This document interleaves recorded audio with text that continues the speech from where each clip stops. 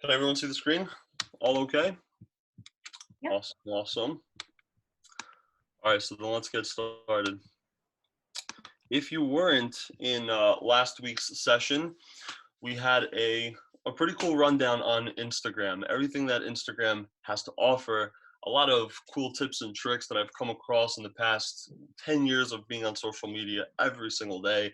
And I taught the techie side of things, which is the algorithms. We got really deep into Instagram. Today we're going to get into it a little bit more. However, I want to come at it from a more of a marketing perspective. Today I want to come at it, how can you market yourself more? How can you get more exposure online on platforms that actually matter to you and to your brand, to your following, to your business? We're going to talk about things that are going to work, things that are going to bring you more eyeballs, more attention, more awareness. After all, that is what we all aim for. We all have a personal brand at the end of the day. We need to get it the maximum amount of exposure that it possibly can receive. And the best way to do about that, especially during these times when the COVID-19, everyone's stuck at home scrolling away on their phones, how do we be the ones that are present and in front of them at all times? There's so much traffic out there, and we need to know how to captivate it and take advantage of it. So again, if you did not attend last week, welcome. If you did attend last week, I'm glad to have you back. I'm excited to teach you a little bit more today. By the way, at the end of this, I'm going to make sure to email everyone. And if you would like a copy of my PowerPoint, this one and from last week, we can discuss furthermore. I'll make sure to get you the copy of the PowerPoint so you can tune in and catch up. But again, my name is Ed Stulak. I am a licensed realtor and real estate agent out here in New Jersey, USA. I've been licensed now for about entering my 4th year, but the true passion comes into social media and personal branding. And I teach realtors worldwide on the importance of social media and personal branding, helping you build the right following and the right brand that actually matters to you. So that's what we're going to be talking about today, a little bit more about marketing your brand, more exposure online. If we are not connected on Instagram, please feel free to reach out to me at Ed Stulak. I make sure to answer any questions you ever have. And if you do follow me by the end of today, I will definitely make sure to reach out to you personally. So, but with that said, let's get to it. So today we're going to be talking about how to market like a pro, right? Talking about things that are going to actually help you get that amount of exposure, get the right eyeballs, the right attention to your brand, to your page. By the way, if you are not muted, if you wouldn't mind to mute yourself, just so we can have clear space. We don't have to hear too much noise in the background. And also, if you have any questions throughout the PowerPoint, feel free to write in the chat box. Any questions that do arise, I'll make sure to answer. At the end of the PowerPoint, I will do like a bit of a 15-minute, let's say, Q&A. So if any questions do arise, feel free to write it down on your paper, and I'll make sure to answer it at the end. So again, going back to marketing like a pro, right? Now, when we talk about pro, like what kind of a definition of a pro is a pro, right? I have one in mind that I make sure that I want to point on, and that is Kylie Jenner. Now, we might find this funny. I'm not going to teach you how to be Kylie Jenner today. I'm not going to teach you that you have to be a model and you have to all of a sudden get into cosmetics and all that stuff. That is not the point. The point of why I bring her up is because she knows what she's doing. She has the mindset of a right and entrepreneurial marketer that needs to be. And we need to learn a lot from people like this. We cannot neglect people like this. She knows exactly what she's doing, and I want to get into a little bit more of the tactics that she uses to be so successful online and in life and her business. She just became one of the first youngest women female billionaires. I mean, there's a lot to learn from an entity like her. So that's what I want to get into today.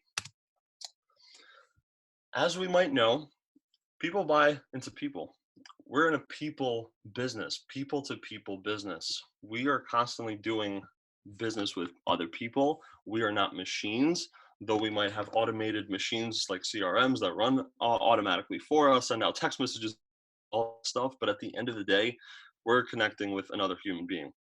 They need to understand that. Now, I'm going to get into a slide in a second where I'm going to be showing you a little bit of the statistics and differences between a personal brand, a person, right, and a company. And again, that is going to be Kylie Jenner. The difference between a personal brand and a company is very visible right here. And this is just one of many, many, many examples.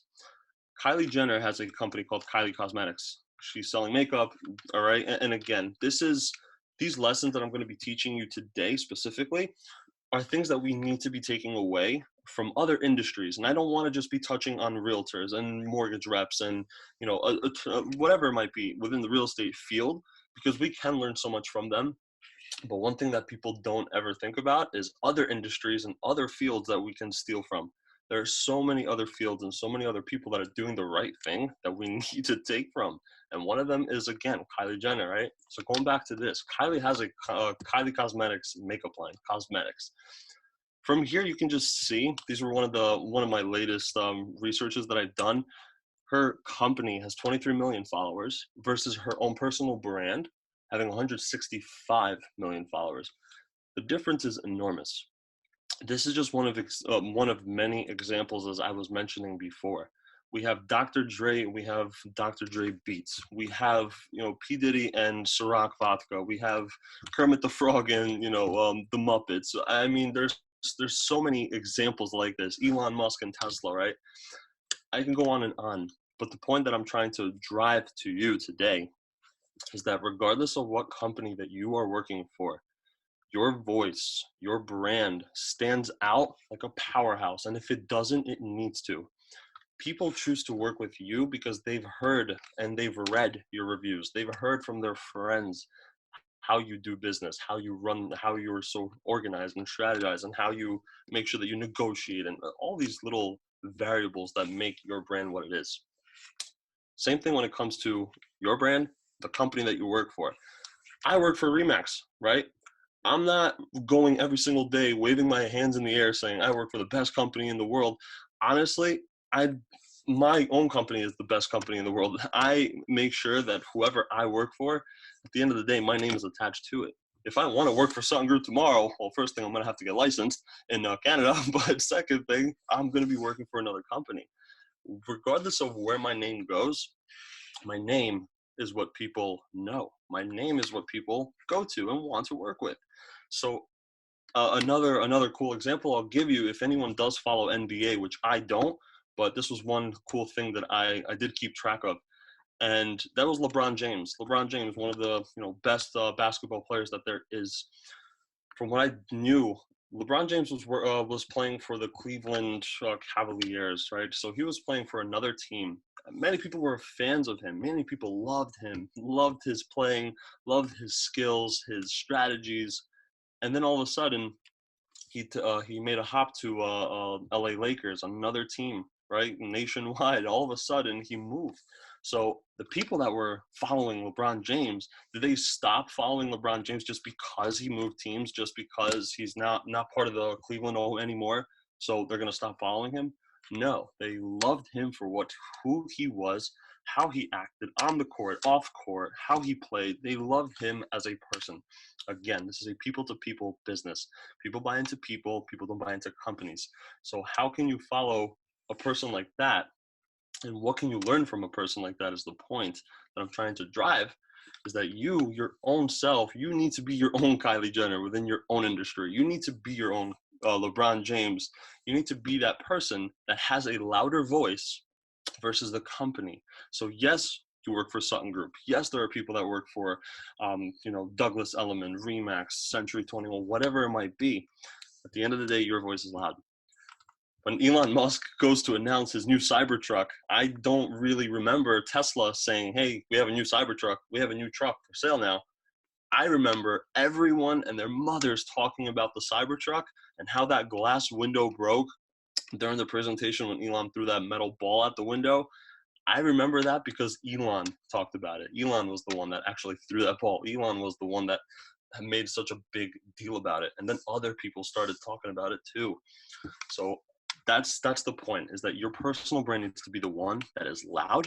It has a voice. And you need to make sure that you portray it out there as loud as you can, as best as you can too. 92% of people trust recommendations from individuals, even if they don't know them, over brands. This was an article that I read in Entrepreneur magazine, And this quote rang to me. And again, just tying back to being the personal brand, always having a louder voice than the company itself. Why is it that people are following the personal brand versus the company?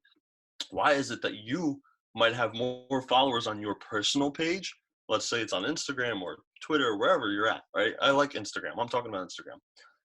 Why is it that your personal page always gets more engagement, gets more followers, gets more people that are tuned into what you're doing versus your business page where you're constantly talking about, hey, look at my sales. Hey, look at this.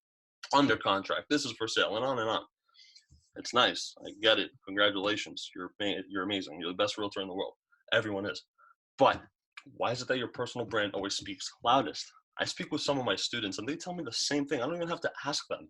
They tell me, why is it that my personal page gets so much more exposure, so much more engagement, and so much more love than my business page does? People don't like to be sold to. People do not like to be sold to. People want to buy. How can you make someone want to buy? And I'm gonna get into a video later on in this presentation that completely is just astonishing, is a completely different type of listing video than you've ever seen before, more than likely, because it's not your average, hey, look at this 3-bedroom, 2-bath behind me. It's the most beautiful house in the world, the most beautiful house in town, and on and on. There's more to it. So again, why is it that your personal brand is louder, is better, more appealing versus your business one? So again, this comes back to this. People trust from individuals that they don't even know. There's a terminology, I forgot what it was called, but I need to study it more. But the concept is that people know celebrities. I'm sure most of us here, we know people like Justin Bieber, Kylie Jenner, Ryan Serhant, or maybe some Tim Story. I know Tim Story is a big guy in Canada. So we know these people. They don't know us though. We know them so much that we trust what they say is just because they have such a reputation, they have such a name, they have such a brand that they've built. Their reputation is just stacked up very high and people trust them. We don't know them, but they don't know us, but for some reason we trust them. You need to become your own, as I was mentioning before, you need to become your own Kylie Jenner of your industry, your own local area. Everyone needs to become their own local celebrity is the point. We're not trying to do business across the world. Unless you're an international realtor, that's a different story. But most of us are most likely just working locally. How can you get such a reputation and such an exposure that is relevant to you? I don't want to teach you how to get an irrelevant following, because I can show you how to grow 100,000 followers today. I can show you how to get millions and millions of people to see your stuff today. But who of them are going to buy from you? Zero. I'd rather show you how to get 2,000 real followers versus 100,000 fake ones. And that's the point of this. So again, going back to all this is people trust people. People want to buy, don't sell. That's the last thing. I was talking about it in my last presentation last week. If we all know Gary Vaynerchuk, Gary Vaynerchuk said a very interesting quote. He said, 90% of people sell and 10% of people brand. Those 10% of people who brand end up selling 90% more than those who sell. And that came from a Gary Vaynerchuk, a very reputable entity on social media, one that we all most likely trust because he has built himself such a brand. And again, another prime example, Gary Vaynerchuk versus VaynerMedia, which is his company. VaynerMedia, less followers, he has more. He has a bigger say, he has a bigger voice. So going back to personal branding, very important. Influencer marketing. I know we've heard about this. This concept right here that I'm going to get into right now is something I want you to all take away. Regardless if it's going to be for business growth or your personal brand growth, this is a concept that helps you in every single angle, okay? And I'm going to get into a few bullet points. We're going to talk about things that are going to help you get more exposure and different ways to get exposure online. Different ways, unique ways. And again, I'm going to get into, if we know any of these three celebrities right here, these are all social media influencers. We have Charlie on the left. She's like 16 years old on TikTok, is crushing it. She is absolutely crushing it on TikTok right now. She posts videos of herself dancing and she gets 5 million views, 20 million views Why is that? God knows, but she does it, and she has the brand that she's built up for herself. So she is now destroying social media, and she's 16, 17 years old, a young girl, but she's doing great. Kid in the middle, David Dobrik. He is a social media influencer that came from Vine. I'm not sure if any of us remember that app, Vine, the 6-second video platform. Very funny, very humorous, entertaining platform. That's where David, the gentleman in the middle, that's where he came from. He was posting videos every single day, funny things, bringing value to his community, and he grew. And now he's big on YouTube, and now he's big on Instagram, and now he's big worldwide. Kid on the right, what was his name? Jake Paul, I think, right? Jake Paul, another big social media influencer, also came from Vine. These guys they're on social media, and why is it that social media is helping them grow so much? They're constantly on it. They're constantly posting content. And we're going to get into content creation also in the slides. But how are they posting so much? And why is it that they are reaping all these rewards online and now in their business? These are all personal brands and entities now that people buy into. David in the middle makes the stupidest videos I've ever seen, but for some reason people buy into it. And I think he reaps about $10 million a year just off of his videos because people want to buy into him. They buy his shirts, they buy his merchandise. And again, the point of this is I want you to take as much as you possibly can from this lesson, take this concept and apply it to however you think fits you best, however you think fits your business best. And like I mentioned, we'll get into a few ideas and concepts, but all these concepts that I'm going to show you is things that I've applied, and I've applied to my own business and my real estate business, and I have reaped rewards. So again, I want you to take this any direction you wish. Back to Kylie Jenner. Here's 2 pictures of Kylie. She posted with Bumble. I'm not sure if any of you are familiar with Bumble. It's a dating app online where people pretty much swipe left, swipe right, if you like them or you don't. They paid Kylie Jenner to post that picture with the pillow. They paid her. They said, hey, can you put our name in the caption as well? She said, yeah, sure. As you can see, she got 1.5 plus million likes. She gets tons of exposure on it. And in return, of course, Bumble got a lot of reward from that. They got a lot of exposure. They also now could say they tied their name to a person and an entity like Kylie Jenner. A picture on the right, some sort of, I don't know, vitamins or whatever it might be, right? She got another sponsored company that reached out to her, said, hey, we'll pay you. Again, she got 1.4 million likes. She's getting a lot of exposure through other companies and vice versa. The point that I'm driving here is that collaboration is key. Collaborating with people, collaborating with companies, with partners of yours. So maybe you don't have to partner up with Bumble. Maybe you can partner up with your lender and create some sort of video like this where you collaborate with them. They post you on their page, you post them on their page, right? So instead of Bumble, this could be your lender, this could be your home inspector, this could be the appraiser, this could be whatever it is. Like, again, up to you. You run with it in which direction you possibly can. Why do I bring this up? I bring this up because both of these companies are reaping rewards from this.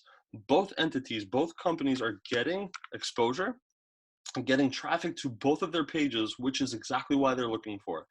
And what will a company do to get an entity like her, for example, like Kylie Jenner, to actually post a picture of a pillow with Bumble, or maybe post a picture of her biting on some vitamins? They will go to the extent of paying $1.2 million per post. Can you believe that? Some companies out there will go to the extent of paying $1.2 million for her to post a picture with pillows. I would love that life if I could wake up one morning and get an email from Bumble and say, hey, can you post a picture? We'll send you 1.2 million. That would be beautiful. And again, the point is, I'm not trying to show you, and I'm not trying to teach you how to become an influencer like Kylie, where you now have to start posting pictures with pillows and stuff. No, that's not the point. And I don't think any of us are going to be getting $1.2 million per post. It's very rare. However, the concept that I'm trying to drive is that collaborating is key. So an entity like her can make $1 million per post. Can't even imagine how much she makes at the end of the year just by posting on social media. Social media is the key word. I'm going to show you examples of how it worked for me. Picture of me in the left, picture of me on the right. I'm in a suit. That's one thing that these both pictures have in common, and that's what I'm gonna show you and share with you in this one. On the picture on the left, my caption was "In my natural habitat, suit by Los Torres Tailors." In the right, I'm in my Los Torres Tailors suit again. When I first initially got into real estate, immediately I knew that I'm going to need to get dressed up all the time. I need to get dressed up. I need to look good when I do listing videos, when I go out and showcase myself, when I meet with buyers and I do consultations. I need to make sure that I look good. Dapper is very important. Same thing with you ladies. You need to make sure that you look great.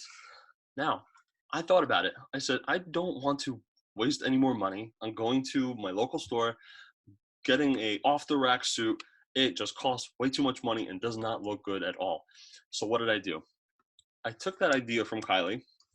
I said, if she can reach out to companies or companies can reach out to her, offering her collaborative ideas like, hey, here's a pillow, or hey, here's some vitamins, or here's some clothes, wear them and take a picture of it and expose us because we both reap the rewards. I said, why wouldn't I be able to do the same thing? If any of you follow me on Instagram, I do currently have 45,000 followers, something of that sort, which took me a long time to get. This, what I'm showing you right now, I was able to achieve around, let's say, 4,000 followers, something like that. And hold on, let me check the chat. We have a few things. So again, any questions like this, we will, any questions I will make sure to answer at the end as well. So feel free to save them. What posts generate more likes for you on your page? Listing pictures or personal pictures? That's a great question. Sutton Group Associates, right? So this is for everyone. So what pictures get more likes? Honestly, what I've come to realize is that my personal brand is all about suits. I like to be goofy. I am a funny, entertaining kind of character, but I make sure to portray my assertiveness and my professionalism as well at the end of the day. So what does that look like? Sometimes it'll be a picture of me in my suit. Sometimes it'll be a picture of me speaking on stage, just like I am in my suit.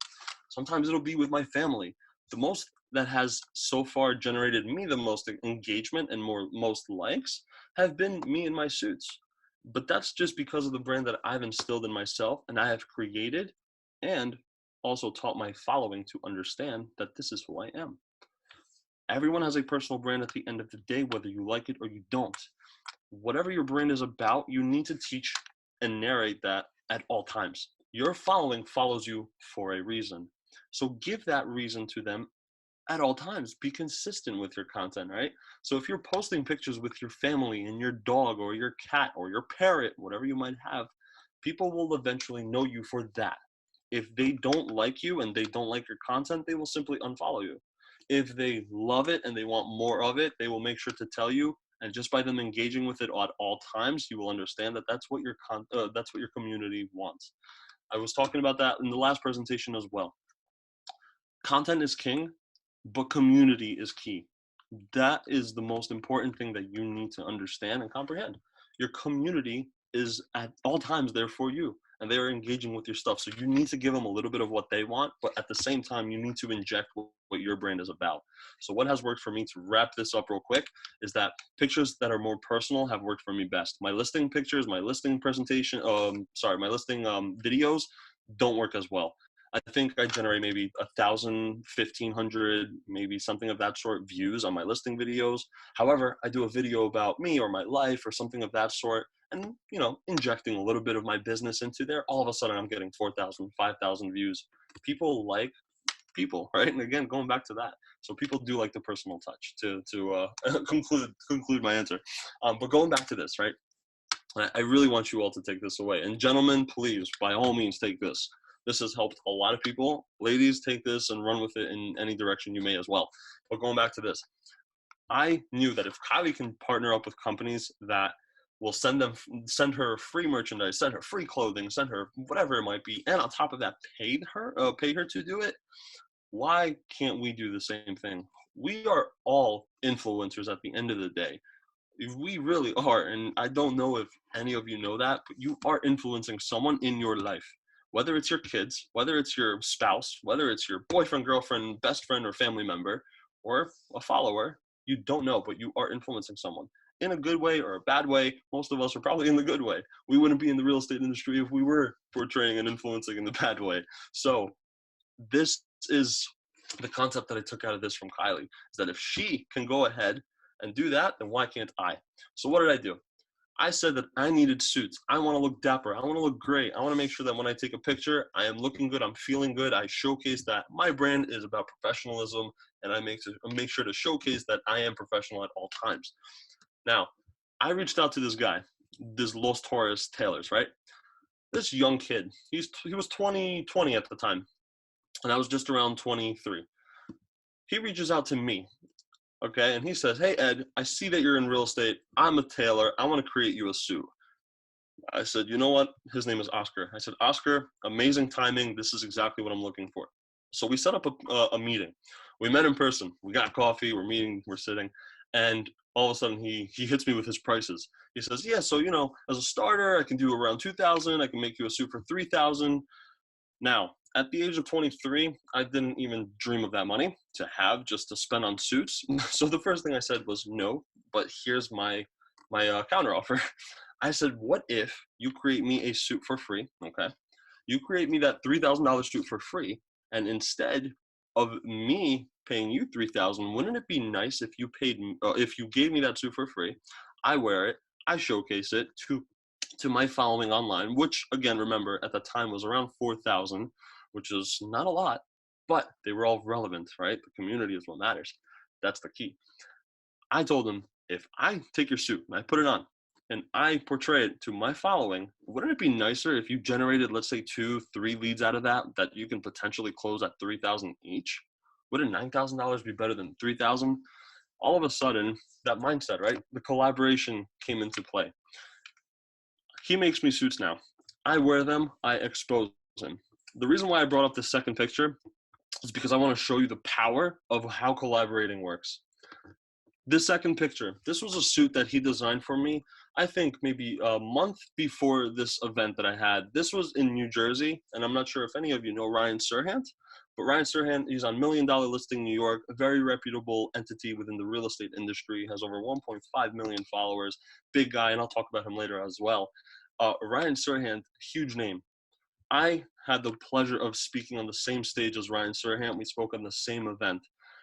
It was a dream come true for me to speak with someone like that on stage. So what did I do? I made sure that Oscar knew that there were going to be a lot of people in that crowd. There were a lot of realtors there, potentially holding his money. So I said, Oscar, create me a suit. So he went and he created me the most sexiest suit I've ever felt and ever wore. And it was the best feeling ever. And now, why did I bring this picture up? Is because when I got on that stage, this was my end of the deal that I told him. You invest that $3,000 to make me that suit that you're giving to me for free, which I know it costs you some money, but here's your return on their investment. You make me that suit, and I will make sure to expose you in front of that crowd. In that crowd, there were 252 exactly people. Out of 252 people, he got over 21 appointments at the end of that night. I was on stage. What did I say? I talked about collaborating. I talked exactly about this lesson that I'm talking to you about right now. I talked about the importance and the power of collaborating.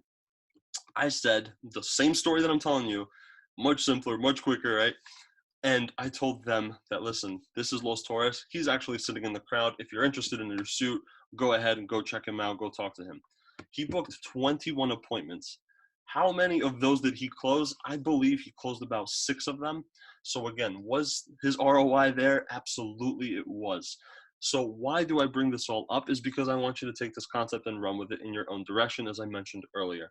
If you want to do this with other lenders, if you want to do this with companies that will send you free merch or free clothes, whatever it is, right? Ladies, I know you love your cosmetics, so maybe you can partner up with a company like that. Guys, take this. Suits. I know we're all in suits. Take this idea and run with it. The point is that you can do this with other companies as well. Think about it more locally, right? Let's not go so broad right now. Let's talk about more of a local following and how this could be an ROI for you and for the company that you collaborate with. My first idea that comes to my mind is open houses. We all do them. if we do an open house on a Sunday or whenever that it is that you do it, who says that you can't partner up with one of your local restaurants down the road? They give you food for free for your open house that you can host, and in return, you bring them exposure. You market them at your listing. So now you can say food was presented by, Papa Joe's Pizzeria, for example. They will, and at the end of the day, if you know that you have a bigger and bigger name, more exposure, people will go ahead and companies will even pay you for that stuff. They will say, listen, why can't we be the ones that are at your showings? We want to be the one at your open houses. Hold on, we have a question. What if you have under 1,000 following? Should you use people? Should you go with people with smaller followings to merchandise? Good question. So if you're saying you have a smaller following, should you be partnering up with other companies that have a smaller following as well? That's a good question. And my answer, to really summarize it and to give you a better idea, there was a time when I had, I think about 2,000 followers. When I had 2,000 followers, I reached out to a company that sells watches. They were a company out in Sweden. I think they had around 10,000 followers. They were a lot more. They had more exposure, but they realized that my community actually engages with me. They realized that I get engagement, I get likes, I get follows, and I get the right, and I have the right type of content. So what do? Same concept, right? I said, you send me watches, I'll promote it, and you get exposure. They did. They sent me 2 watches, and I think both of them cost around $250. They sent me $500 worth of watches, and they sent it to me to promote. So to really answer your question, it doesn't really matter if you have a small following. It matters if you have the right following. So if you have a following of 1,000 people that are all into real estate, are all clients, are people that are just interested in real estate in general and in your business, then it might not make sense to partner up with a company, let's say, that sells cars, or maybe that is just completely irrelevant to what your following is interested in, if that makes sense, right? So that company can have 1,000 followers, or that company can have 100,000 followers. As long as your community makes sense, they will go ahead and partner up with you. But it does not hurt to reach out to people. That is another thing that I want everyone to take away.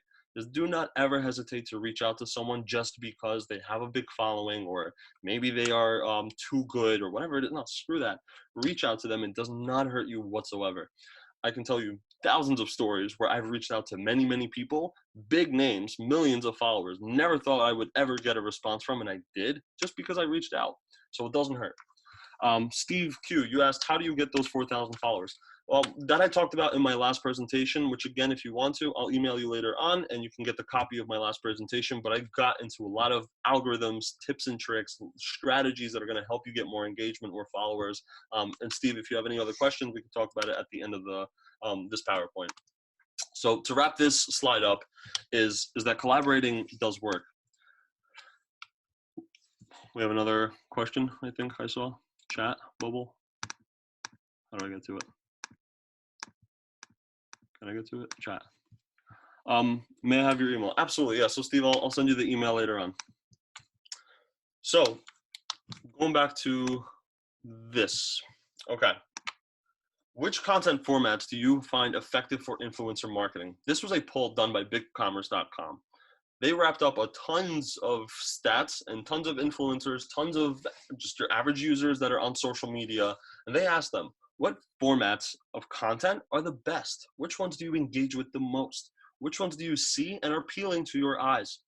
The first one right off the bat, Instagram post, came out with a whopping 78%. Instagram post, right? This is on your feed. This is the picture that you're probably posting of your listing, probably of your family, right? This is the one that you're posting on the feed of your Instagram. Instagram post, number 1. In second place comes Instagram stories, 73%. In the last presentation last week, I spoke about the importance of Instagram stories. If anyone knows what the word algorithm means, good. If you don't, let me explain it real quick. Algorithm is the code behind anything. This computer, your phone, Facebook, your TV, your car, everything has an algorithm. It's the way that things function. It's the skeleton, it's the bones of something, right? It's a nervous system of what makes the whole thing flow properly. Instagram has its own algorithm, and one of many, many algorithms is posting on your Instagram stories. Now, what's the exact algorithm? Is that it wants to make sure that you're posting 5 times a day on your Instagram stories. Minimum 5 times a day on your Instagram stories to make sure that you're reaping all of the benefits and all of the exposure that it has to offer. And why do I say 5? Because that counts you and makes you count as an active user. Instagram wants to know that you are an active user. It does not want an inactive user. It only gives rewards to those who are active, right?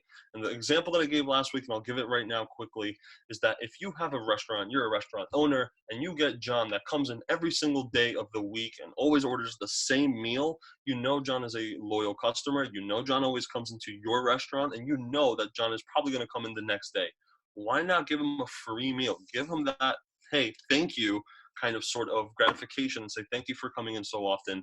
Here's a free meal on the house.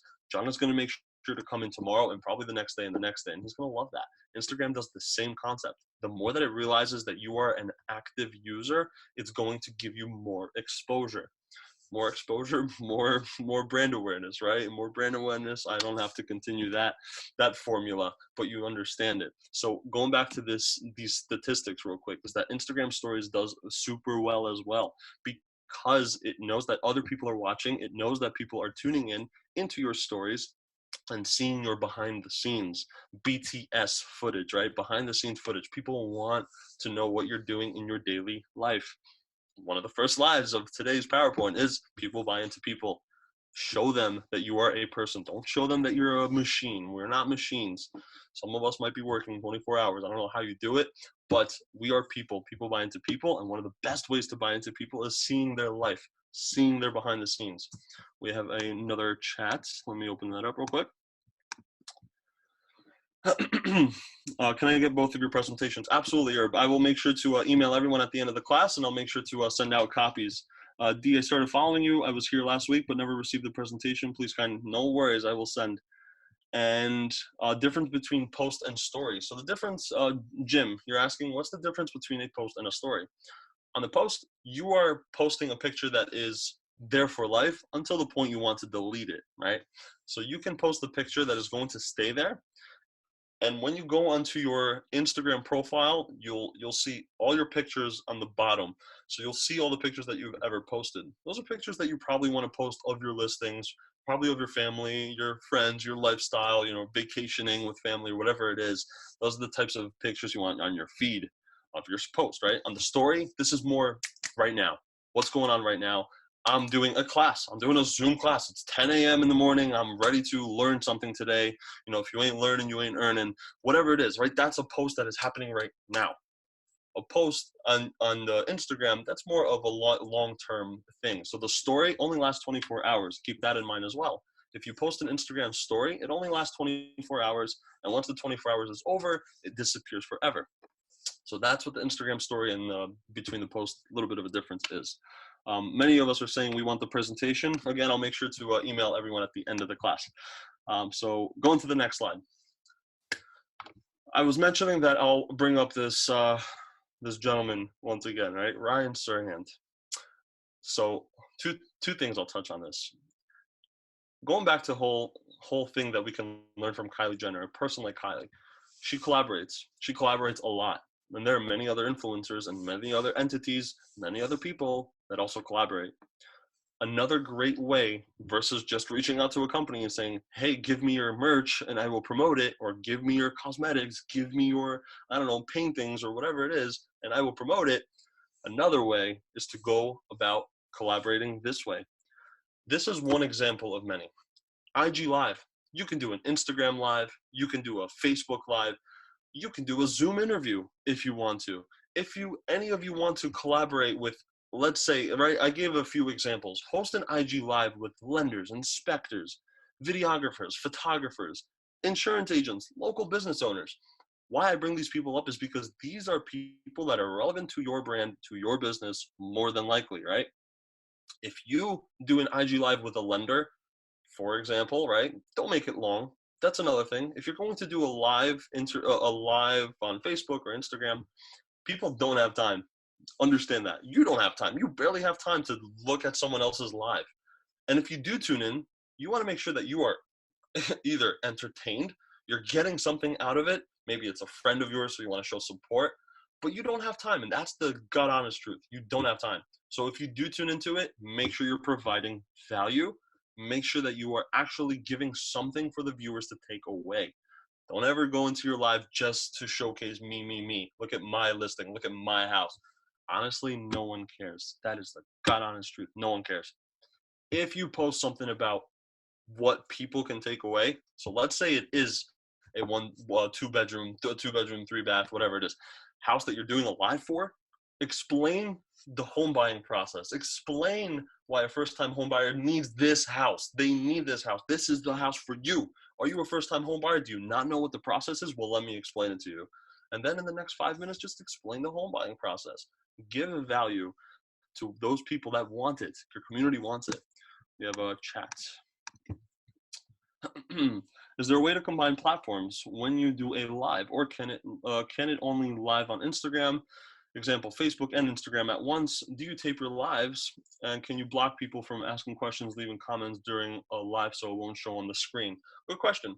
So if you do plan on doing a combination, let's say a Facebook and Instagram, I'll answer that question first.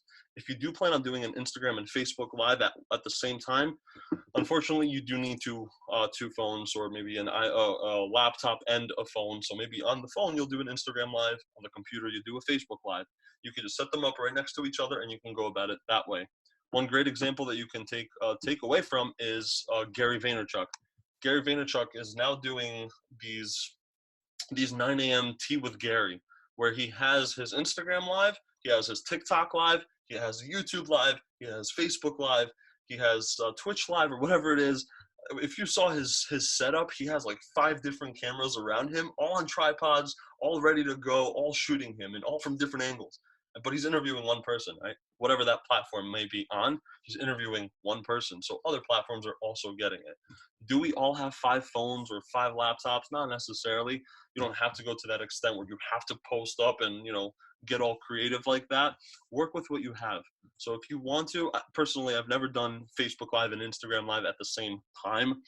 This was actually my only first time that in this example where I did an IG Live with Ryan Serhant. I did an IG Live with Ryan Serhant. We did it for no more than 10 minutes. I asked him some questions. We collaborated. Over 3,000 people tuned in within 10 minutes. Out of those 3,000 people, 66 of them followed me on Instagram. Out of those 66 people that followed me on Instagram, 10 of them tuned into my coaching program. And out of those 10 people, I think 2 of them purchased my coaching course, which I'll also explain at the end of the course. This is a prime example of how collaborating with one person can give you such an ROI. My point of doing this IG Live is, number one, is because I know if I tie my name to a guy like Ryan Serhant, that is going to boost my reputation. Number two, if I tune into my IG Live and he tunes into mine, his followers are going to get notified that he's on an IG Live. So if you don't know that, if you do an IG Live by yourself, only your following will be aware that you're doing an IG Live. If you bring on another entity, another person, another account, their following will also be notified that they are doing an IG Live with you. This is how we got over 3,000 people to tune into this IG Live. It was 10 minutes, nothing long. We talked about his brand, importance of branding. We dissected that within 10 minutes, and I got the results that I was looking for. More followers, more exposure, a reputation that I could tie my name to now, and also I got some business out of it too, right? Again, take this concept, run with it in your own direction. It doesn't have to be a guy or a gentleman like Ryan Serhant. It does not. It could be a lender. It could be an inspector. It could, like I said, right, here's a few examples that you have right here that I mentioned. Get creative with it. Why did I put in local business owner? Let me explain this. I put in the idea of doing an IG Live with a local business owner per se, because they're local. First of all, they probably have the following that you are looking for. So, and they are probably looking for your following too, because your following is local.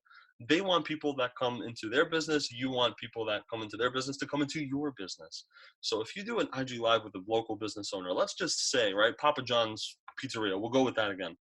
We'll do Papa John's Pizzeria. You reach out to the owner and you'll say, let's do an IG Live. I want to interview you just about your story. Why'd you even start in this beautiful town of wherever that is that you might be, right? Toronto, Vancouver. I want to interview you real quick. No more than 10, 15, 20 minutes maximum. Let us hear it. You start talking, their following tunes in, your following tunes in, and this is another great way to go about collaborating with another account or another person and getting the rewards that you're looking for. Again, like I mentioned, the reward that you're looking from out of this concept is that you get their following and they get your following. This is called cross-pollinating, promoting one another's platforms and brands. So you can do this with insurance agent videographers, talk about their stuff, talk about what is relevant to you. If you're going to talk with an inspector on a live, whether it's Facebook Live, Instagram Live, talk about the real estate industry, talk about why it's important to go through the home inspection process and why one shouldn't neglect it. Explain that real quick. The inspector will give their 2 cents. You can give your 2 cents about real estate and how you've done. For example, you've dealt with a deal once where the home inspection went terribly wrong. Here's how it was fixed, and this is why you need it. And now you're sharing and showcasing that you are a realtor, you are a real estate professional. Their following is understanding, oh, okay, that is the real estate professional to probably go to. Again, I've done this many, many times. I've done IG Lives. I've done pictures. You can even do pictures. If you want to do a video, for example, with that inspector, do a video together. Meet up one of these days when, well, COVID is long gone and we were all allowed to, break that social distancing rule. So meet with your lender, meet with your inspector, and do a video together. Do a video in a house. Do a video at one of your newest listings. Start it off. Hey guys, welcome to 123 ABC Street. Today, I'm actually not going to be showcasing you the house. Today, my inspector is going to be showcasing you the house. And why is he going to be showcasing you the house? It's because he's going to show you the ins and outs of what you need to know about a home inspection when the time comes to buy a house like this. Just brainstorming right now, okay? Just brainstorming here. And why would you create that video? Is because that is more exposure for you, number one. Number two, that is content that you are creating. Number three, it's unique content, which is what I'm going to get into one of the next few slides. Unique content, because no other realtor really does a video like that. Almost always it's, hey, welcome to 123 ABC Street. It's the most beautiful house ever. Yeah, we all get it. What can you do that's so different and captivating? What is going to make people and eyeballs get sucked into your video, into your content? That's what makes you different and what is going to make you different. You need to know what kind of content to post that is different. You need to be distractive. Distraction marketing is so key. What can you do to make people stop scrolling and watch, right? So that's the point, is you can collaborate with an inspector like that. And now the fourth thing that I'm going to get into about this, the fourth thing you can take away from doing that video is that when you post that video, your inspector is going to want to post that video too on their platform. And when they post that video, they also have content. You just provided them value. They're going to think of you as the realtor that did something extraordinary and different. And number four, their following is going to learn about you too. And that is how you can get more exposure, get more relevant followings, and get the right eyeballs to tune into your brand and to your page. So again, this is another way to do it. IG Lives, creating content with lenders and local business owners, and doing something different and out of the box. Next slide. Okay. Advertising for social currency. What is social currency? Social currency is this thing right here. If you see my mouse, I'm hovering over the 1.1 million followers, 1.1 million followers, 2 million followers. These are accounts that have built up such a following worldwide where they showcase properties and real estate professionals worldwide. Luxury homes, right? Luxury_homes. And you can look these up. Please, by all means, feel free, reach out to them, connect with them, follow them. They post luxury listings, luxury properties. And if you are in the Canada markets of Toronto and Vancouver, from what I see, your houses are gorgeous. So I'm not surprised if they wouldn't accept, your properties onto their pages. I'm here in New Jersey. I just showed a house for $350,000. That's a very average price point. From what I know about you guys, 1 million. I'm jealous. Okay, but anyway, you can showcase your properties on accounts like this. And how do you go about doing so? Well, let me explain. Having big accounts with thousands and millions of followers, and as I mentioned before, right? I forgot, Steve, I believe you asked if you have an account if your account has 1,000 followers and another account has, let's say, thousands or hundreds of thousands, does it matter? Not necessarily, as long as the following matters, right? And is relevant to your business. So in this case, luxury homes. This is all about real estate. Literally in their bio, it says showcasing the most luxurious real estate, villas, resorts. you can be that agent that can be showcased on their platform to their 1.1 million followers or 2 million followers, however many followers they have. This strategy is called the P4S, pay for shout out, or S for S, shout out for shout out. Agencies and accounts that have 1 million plus followers are more than likely not going to go with a S for S. S for S means they post a picture of you, and then you post a picture of them. Most of us do not have 1 million followers. Most of us don't even have barely 10,000 followers. It's tough to get. But again, I show you how to do that. Again, in my last presentation, I showed you a lot of things that are going to help you get that 10,000 followers. The point is that accounts like this, they just want to get paid. That is the pay for shout out, right? P4S. So I think I reached out to Luxury Homes maybe two years ago. I had a luxury property that I had, and I asked them. I said, how does it work? You know, if I want to showcase my property and my listing on your page, how does it work? I think at the time they were charging $60 for a post, $60 US, right? So they charged me $60 to post one picture on their platform. Now, is $60 worth it? I personally think yes, without a doubt. And why? Is because they have 1.1 million followers. They have a lot of exposure, a lot of relevant exposure. They probably have realtors worldwide that are tuning in, that are very interested in their content. So now if you throw your post in there, it's going to make sense. Number one. Number two, you're going to get their exposure. And number three, you never know who might be seeing that picture through their account. 1.1 million followers, that's a lot of social currency. You need to take advantage and understand that your following is social currency. You don't know who your followers know. You don't know what they want or what they need right now. You never know what they're going to do and how they're going to act. They might be following Luxury Homes. They might see that your picture pops up on there, and all of a sudden they're going to say, wow, such a big company like Luxury Homes that has 1 million followers is posting Stephanie, and Stephanie just listed this property for $2.1 million. It's amazing, right? They are going to see that as such a reputable variable.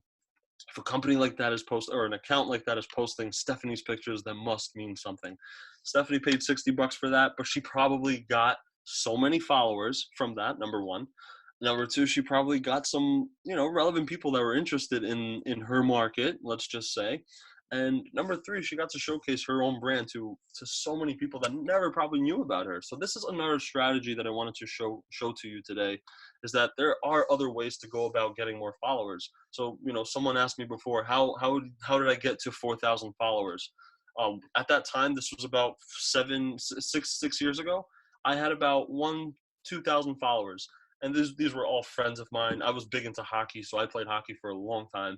I had hockey friends, people that I played with, college and all that stuff. Just people that were close to me. Those were 2,000 followers. But how did I get more? How did I get 4,000, 5,000? This was one of the strategies that I used, is that I paid I paid accounts that had thousands and thousands of followers, because I did a shout for shout. So if I knew that I had 4,000 followers, I need to collaborate with another company that also has 4,000 followers, another agency or another account that has 4,000 followers. They are okay to do a shout out for shout out. It makes sense in that case.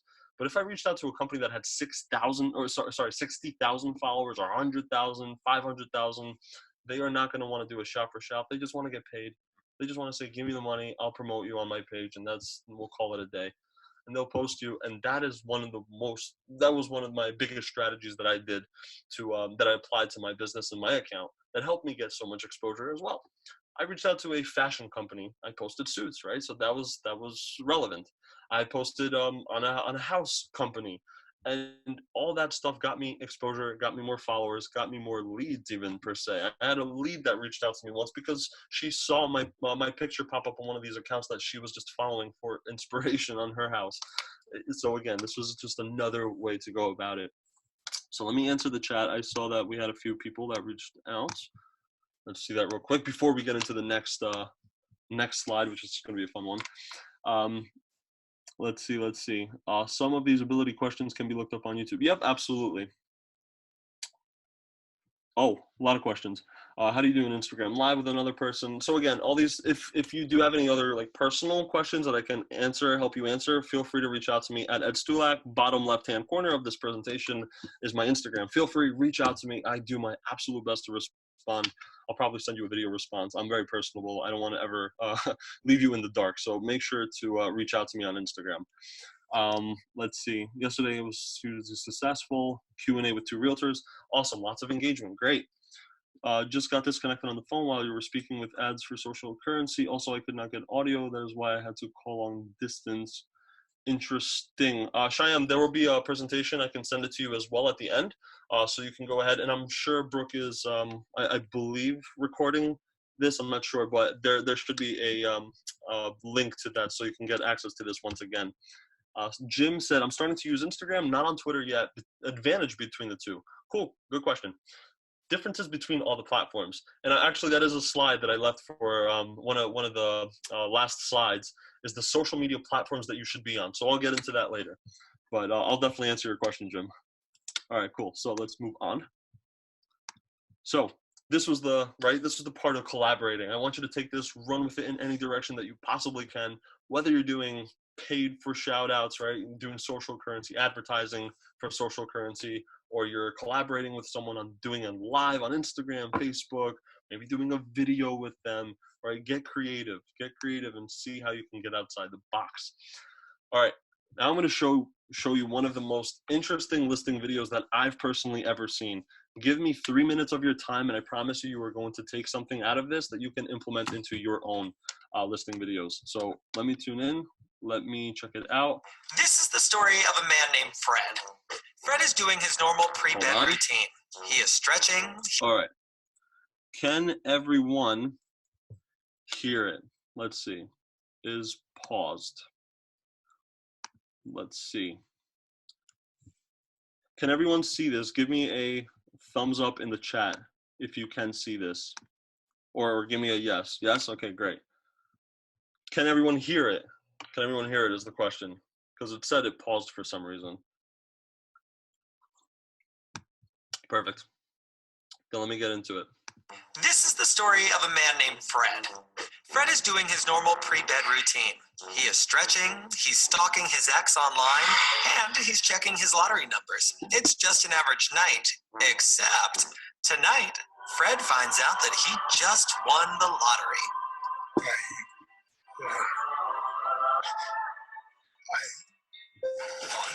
Congratulations, Fred.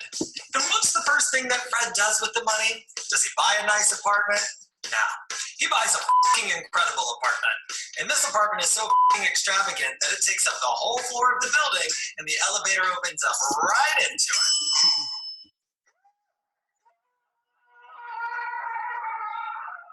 This place is so iconic, it doesn't even have an apartment number. It's simply called The Mansion, and it's located at 172 Madison Avenue. The first thing that Fred notices is the kitchen. And this chic, open-concept kitchen is the nicest one Fred has ever stepped foot in, complete with Miele appliances. Not that Fred even knows what that means. Fancy now. Fred is so wrapped up in the kitchen that he doesn't even notice the living room. But when he does, he takes one look at the open concept, the 18-foot ceilings, the floor-to-ceiling windows, and he faints. When Fred comes to, he realizes that he's looking out on the terrace of his new apartment. But this isn't like other terraces. This is a 3,000 square foot wraparound terrace sporting a heated, private 50-foot lap pool. Without wasting a second of time, Fred immediately rips off his clothes and jumps in. I'm rich! Ouch. After his impromptu dip in his new swimming pool, he realizes, I need a shower. I bet I have an amazing shower. And lucky for Fred, he's got 4 amazing showers. His 5-fixture master bathroom sports Blanco Neve marble and Ann Sachs mosaic tiles. Wowzers, trousers. These tiles must be Ann Sachs. And most importantly, a shower like none Fred has ever experienced.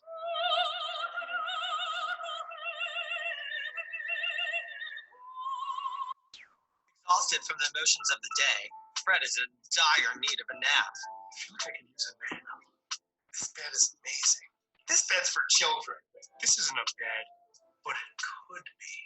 He settles, of course, on the master bedroom.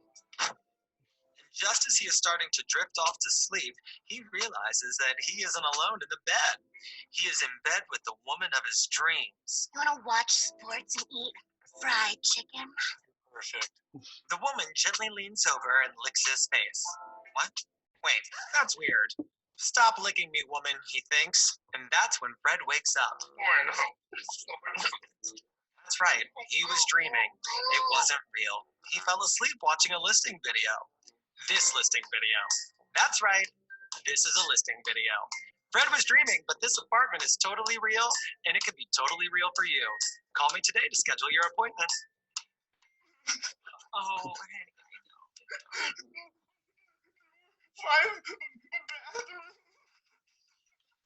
well, listen, if I know anything, it's that dreams eventually come true.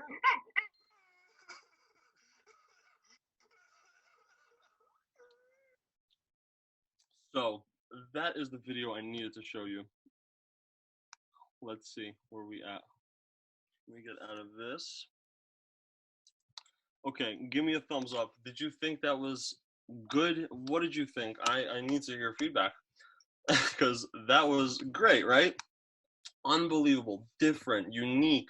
It didn't show you that this is just another realtor. It showcased that I'm a realtor that has style, that has style. It's unique, it's different, and that's what you need to showcase that makes you different, right?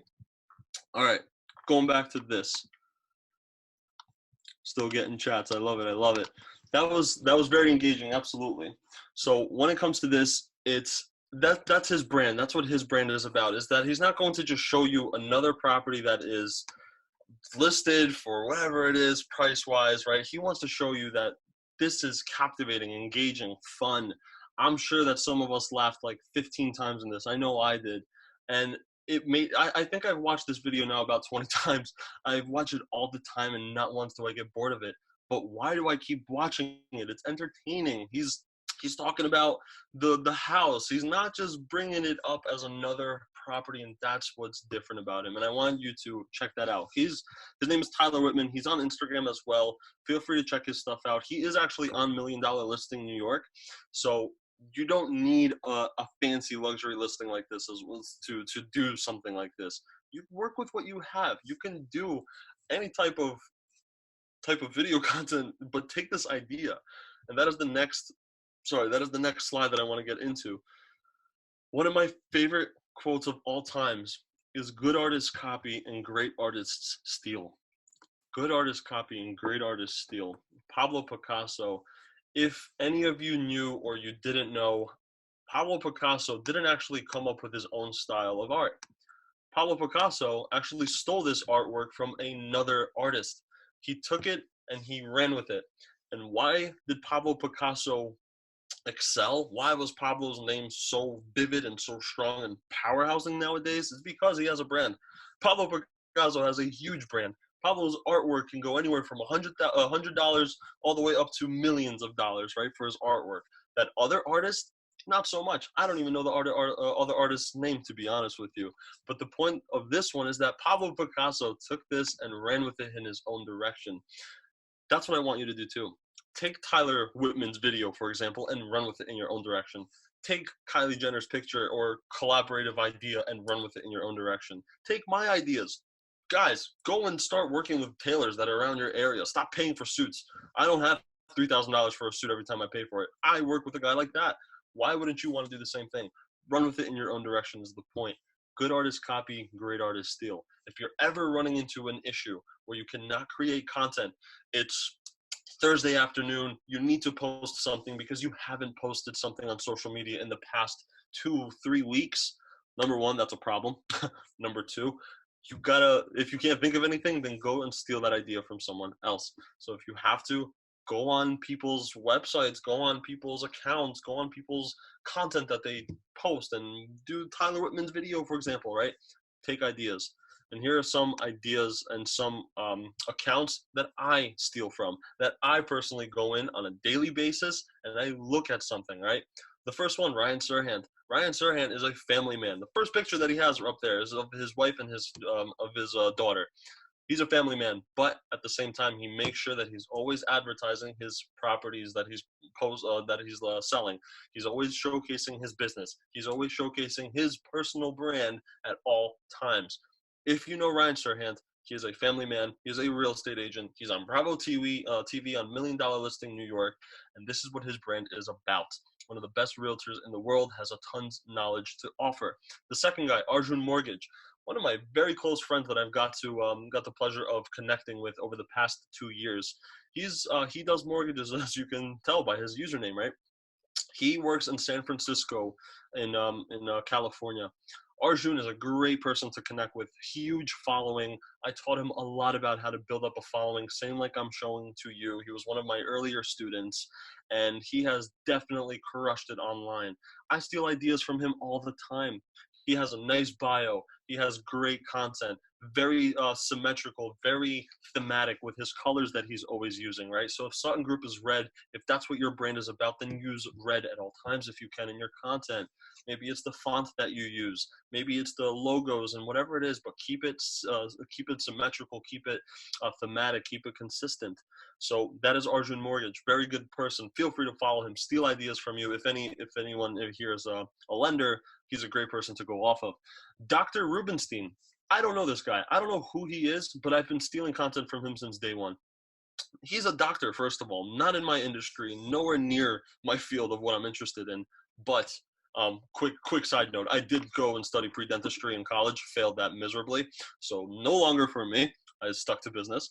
And Dr. Rubenstein, though, his content that he creates is beautiful, is amazing.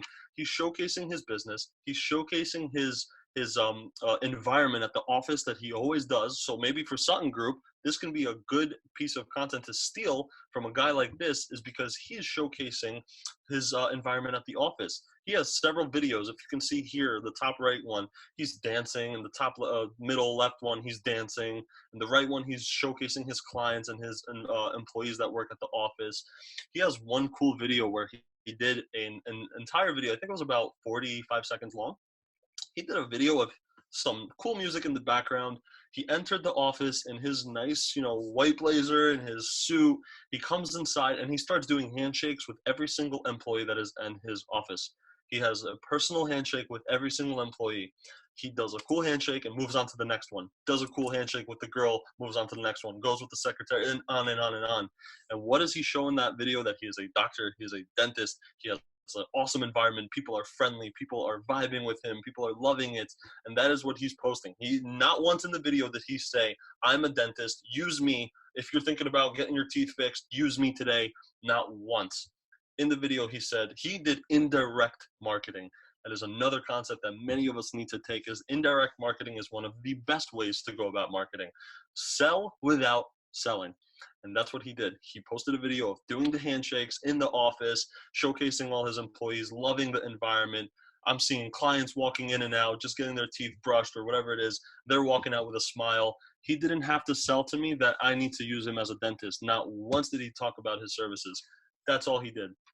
Why is it that most of us agents always conclude our listings with call me today, looking to buy or sell, call me today? Very salesy. How can you make people want to buy if you need to showcase the same thing? Sutton Group, if you have an office, you have an agency, do a video like that. Steal from Dr. Rubenstein. Get a cool handshake going on with all your employees. Do it quickly. Make it a fun, vibing kind of content. People love that. People will engage with that, and people will love it so much. They will think of you. We have a chat. Do you keep a personal account? These accounts are like their own businesses. Would you want to have a personal account, because these large accounts may have more than one person accessing, monitoring them? So I personally know, Arjun, I know Dr. Rubenstein, I know Lauren, and I know Scott. They all have big followings because they have good content. They have quality ideas that you should be taking from. So I just chose them as ideas. First of all, not to show that I take ideas only from real estate professionals, but that I steal from other industries. That's number one. And number two, they just have good content that you can steal from. Take ideas from them. Lauren, she's an entrepreneur that helps coaches build businesses online. She has great content, very catchy. Captions are captivating. She gets people to engage. It's amazing. Steal from her. Scott, another very good friend of mine that is out in Seattle, Washington. He sells real estate there. He has an amazing car. He has great content, is always posting his properties in an intriguing and interesting way. None of this, hey, welcome, this is 123 ABC Street, most beautiful house ever. He does it in a unique, captivating way. So I take ideas from a gentleman like that too. He has a brother, so that's why he calls himself Bautista twins. Very identical twins. It's the coolest thing ever, coolest brand I've ever seen. But these are people that I take ideas from because it works for them, and it might as well work for you. In the last presentation last week, I spoke about R&D. If we don't know what R&D means, research and development. Guys like Ryan Serhant, guys like Dr. Rubenstein, guys like Gary Vaynerchuk have an R&D team that they pay to go and research and develop to see what the next hottest thing is and the next best thing is online. And then they go ahead and create it. If the R&D team tells Gary Vaynerchuk that the next best thing is to post quotes in the middle of the picture, post your blue little verified check and post your username because that is what is most appealing to eyeballs and scientifically proven, it's psychologically proven that people love that and will engage with it, then do it. If people like that will do that content because they pay for it, they obviously invest in an R&D team to tell them what works and what does not. If they pay their money, steal from them. Take their ideas because they've invested into it. You do not have to invest your money into an R&D team. You have your own R&D team, and that is good artists copy, great artists steal. So take ideas if you possibly can. A guy like Ryan Serhant and the rest of these guys here are people that I go in for my daily dose of creativity, inspiration. I need to create some type of content. I'll go ahead and I'll take ideas from them. Now, here's the thing. When I say good artists copy, great artists steal, I'm not saying go and recreate Tyler Whitman's video and you have to pull up to a video. You have to use a fat guy that's eating fried chicken and has a woman in bed licking his face. None of that. You don't have to go about it that way. But take that idea and run with it in your own direction. Very similar ideas to it. Make it funny. Make it captivating. Make it engaging, and make it so distracting that people want to tune into it.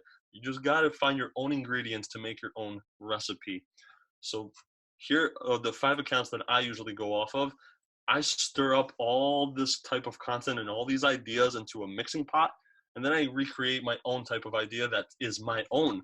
So if you ever, why I bring this up is because if you ever run out of ideas, if you ever you hit a creative wall, you hit a creative block where you don't know how to create something, you don't know what type of content to create, you can go and take ideas from others. I will get into the one of the last slides is tools that I use to create content. So maybe if you're new to this, maybe if you don't know how to create content or you don't know what kind of apps or social media platforms or softwares to use, I do get into it at the end, one of my most favorite tools that I use. So I forgot who asked before about Twitter, but I'm going to answer your question now. Here are the 3 social media apps that your business needs to be on right now. It's 2020. We are in, what are we, April? I think it's April. This COVID-19's got me all twisted in my mind. I don't even know what day it is. But now more than ever before, it's very important to be on these 3 social media platforms. April 2020. Number 1, Instagram. Instagram has the most attention, has the most eyeballs, has the most traffic that you need to be captivating and taking advantage of. Instagram is your digital business card. I mentioned this in the last presentation as well, and I'll kind of summarize it as well now. Instagram is your digital business card, and I encourage you to hand it out more than your physical business card. If you're showing a property and you need to live a business card, by all means. But if you're at a networking event, if you're working or connecting with someone on social media, it's always best if you can exchange your social medias. And number 1 is your Instagram. And why I say Instagram is because it's so aesthetically pleasing. You go on your social media, you go on your Instagram, you see your profile picture, you see your username, you see your full name, and then you see a bio about you. Very easy to comprehend and consume. You see your profile picture, you see the name, you see your bio. In the bio, last time I talked about it, you should absolutely have your full name, your occupation. Are you a real estate agent? Are you a lender? Are you a mechanic? What are you? Number 3, you want to have your location, because the last thing you want someone to do is stumble upon your Instagram page and not know where you're from. This has happened many times, and I still see it today, so I will bring it up. It might be logical, but people still neglect this, and it just goes right over their head. If you do not have your location in your bio, that's a big no-no. If I am a buyer or a seller in your area and I go onto your page, if I stumble upon your page because of all these algorithms and tips and tricks that I'm teaching you, right, and you're applying them and they are working for you and you're getting the engagement and the exposure you deserve, which you will if you listen to my strategies and learn what I'm teaching. If you do all that stuff and you're getting the exposure, the last thing you want is someone to stumble upon your page and not know where you're from. That is the worst feeling ever. Imagine a potential buyer, $1 million buyer, just stumble upon your page and they don't know where you're from. You have nice content, you have some houses and some pictures, but I don't know where you're from. I'm not going to think of doing business with you because I don't know where you're from. Include your location. So you want your full name, you want your occupation, location, have a website in there if you can, and put your company that you work for. People want to know that you are a real estate agent or lender for ABC Realty, for Sutton Group. They want to know who you work for. So put in your occupation, your full name, your location, your website if you have one. These are mandatory things. This is everything that creates your digital business card on Instagram. Sorry. The second thing is TikTok. I don't know if anyone in here is on TikTok just yet. Most of the time when I ask this question, about 2 out of 100 people raise their hand saying, yes, I'm on TikTok. And for those 2 people that are on there, I applaud you because you are taking advantage of what is working nowadays. Again, like I said, in the beginning of this slide, I said we are in April 2020, and I'm teaching you the most relevant things that you need to know. TikTok is what you need to know right now. I am not encouraging you to go on there and shake your butt to get all these likes and follows. I'm not saying that. Does it work? Yes, it does. It works for that 16-year-old girl. I'm not saying it's going to work for you. But what is going to work for you is if you get on there and take advantage of all the traffic that it's going to get. Why is it? I'll give you a story. Why is it when I created a TikTok in May of 2019, right? Just a year ago, I created my first TikTok account. I had 5 followers. I had no content posted. All I was doing is just scrolling and looking at TikTok. And if you don't know what TikTok is another app that it's a very video-based, long video-formed content social media app. So it's like Vine, if we remember Vine. It's videos. We scroll, we watch videos. Most of them are just crazy, fun, entertaining, stupid, but they are videos. TikTok, last year, I downloaded it. I had 5 followers. Out of the 5 followers, 4 of them were like close friends of mine that I kind of put a metaphorical gun to my head and to their head, and I said, follow me on TikTok, and they did. But why is it that when I posted my first video, I got 100 views? Out of 5 followers, I got 100 views? That doesn't make sense. That doesn't add up. Number 2, I posted another video, second video. That got 200 views. Third video, got 100 views. But here's the kicker. I posted my 4th video on TikTok, and at this point, I think I had about 9 followers. Why is it that I got 67,000 views? Why is it that I got 67,000 views on my TikTok? Unbelievable. Crazy how much traffic TikTok generated to my page. Got me tons of followers, got me tons of exposure, tons of likes and engagement on my picture and my video. And it got a lot of brand awareness. My brand was super aware at that point. 67,000 views. We would kill for that nowadays. TikTok allows that. Why does TikTok allow that and push that? Is because it does not have an algorithm. We talked about algorithms before. Algorithm is something that every app, every system, every technology has. It's the nervous system. It's what makes everything function properly. TikTok has its own algorithm that is all over the place right now. Quick little comparison between Instagram and TikTok. Why I encourage TikTok versus Instagram right now. April 2020, keep that in mind. TikTok, April 2020. If you have 5 followers, you are very likely to get hundreds of views, thousands of views. My buddy just posted the other day. He had 17 followers, something like that. I told him, post a video, Matt. Post a video, you will get engagement. And he finally did. And this is a guy that does not post too much, okay? So maybe one of you are listening and saying, I hate posting. God, I don't want to even go on another platform right now. It's okay. Post one video. He got 15,000 views. He's kissing my hands till today. He's saying, thank you for giving me that because I actually got a lot of exposure. I got a lot of people that even transferred from TikTok to my Instagram. That was awesome. I need to post again. This is coming from a guy that does not post. So if this might be you, where you hate posting, don't like content, you don't like video, you're camera shy, understand that TikTok has stupid amounts of traffic right now that you need to take advantage of. April 2020. Right now, the algorithm is so out of whack, it doesn't know what its followers and its users want to see. They don't know what it wants to consume. So if you post a video, more than likely it's going to go viral. Take advantage of it, please, I beg you. I just pre-approved a TikTok lead 2 days ago. She just got pre-approved, first-time home buyer. I talked about the home buying process on TikTok.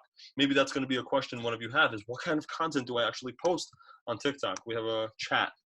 Will you include your daily life in your business account? Steve, yes, I will. Post your daily life. People like the right people to people, right? People like to make sure that you know that, that they know that you are a personable person. Cynthia, the ones I have seen are silly. Do they have to be? Great question. So again, going back to content, if you, the content that I create on TikTok, by the way, my TikTok is Realtor of TikTok. I'll post that in the chat if you want to get ideas as to what kind of videos I create. Realtor of TikTok. So if you want to find me on there, steal ideas from me, by all means, I just put it in the chat. If you want to take ideas from me, I do silly videos. I show the goofy side of me, which is my brand, right? If you're not goofy, you don't have to. But the evolution of TikTok, I'll give it to you in a few sentences. TikTok a year ago was funny, entertainment, humor. Don't give me anything else, right? If we are going to the grocery store, we are not expecting to buy a car at the grocery store. We are expecting to buy groceries and eggs and bread and milk. If we go to a dealership, we expect to buy a car. TikTok is a dealership and we are going there to get a car. So this was a year ago. Don't go on TikTok if you want to learn how to cook a lasagna. If you want to learn the home buying process, that's not TikTok. That's YouTube, the third thing that I included in this slide. The third place where you need to be and educating your community, educating people that are not following you yet. If you go on TikTok today, you're going to get your daily dose of inspiration. You're going to get motivational quotes. You're going to get funny stuff. Oh, a lot of funny stuff and silly stuff. You're going to get a lot of dancing.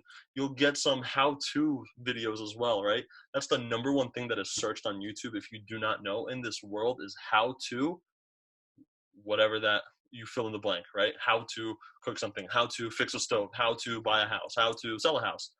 Your how-tos are biggest thing. If you post a how-to video on TikTok right now, chances are it might go somewhere. Chances are it might go somewhere. It might hit that virality level. You want to make sure that you're educating your TikTok followers. Question before any of you even ask it, because I know it's coming any second in the chat, is why should I go on TikTok when there's tons of kids on there? I get it. I know, and I know that's coming. I always get it, and my rebuttal is that aren't those kids your future buyers and sellers? Don't you have to understand that they need to learn about the home buying process at some point? Why not start teaching them while they're young? Why don't they know that you are the person, the go-to person for their real estate needs or any questions that they have? They don't know this stuff. Teach them. Create a video on TikTok, and on TikTok, your videos can go anywhere from 9 seconds all the way to a minute video. Create a video on the home buying process. Again, go onto my TikTok and you'll see one of my videos. I think it hit, I forgot how many likes or views. I think around 10,000 views. In that video, I posted a song in the background, one of the trending songs that are on TikTok. Everyone's listening to it. I posted that song very quietly, but the point of the video is I showed the 4 things that you need in order before you buy a house. What was the first thing? Get pre-approved. Second thing, work with a realtor. Third thing, find the house. Fourth thing, whatever it is. And I forgot the steps that I put in there. That was the video. It lasted no more than 15 seconds. It was informative. And I even got that lead that I pre-approved came from that video. That's what you need to know, is that TikTok has a lot of exposure right now, which you need to tailor and then eventually navigate and funnel down into your Instagram or to your YouTube or to your website. That is why TikTok is so important and why I posted it as one of the 3 top social media platforms you need to be on today. April 2020, TikTok is killing it right now. You need to be on there. Get on there and learn a little bit. Just see what others are doing. Again, good artists copy, great artists steal. I've been telling all my students, steal from me. Take my ideas and put them on TikTok, and they have been. One of my students last 2 weeks ago, I think, she told me she got a lead out of TikTok by doing one of my videos. take my ideas, run with them. I encourage you to do this because it works for me and it will work for you. Because I've seen it works for others too, right? So TikTok. And the third one, YouTube. Very self-explanatory. Be on YouTube because YouTube is Google's best friend. Google has YouTube. So anytime someone might type in your name on Google, if they're going to type in Stephanie Johnson, they if you have videos on YouTube, Google will most likely splurt out any videos that you posted on YouTube because Google owns YouTube and Google wants to promote its own platforms and its own companies that it invested into, right? So if you post on YouTube, make sure that you're doing informative stuff, post your listing videos, do something like Tyler Whitman, be creative, be unique, be fun with it, have fun with it. We're into marketing and branding. We're all realtors, but we got to have fun with it. We can't do the old school, as I was mentioning before, looking to buy this 123 ABC Street, you got to do more than that. So here are 3 platforms that I personally believe that are the best to grow on right now and will get you the most exposure. And it does work. I promise you that.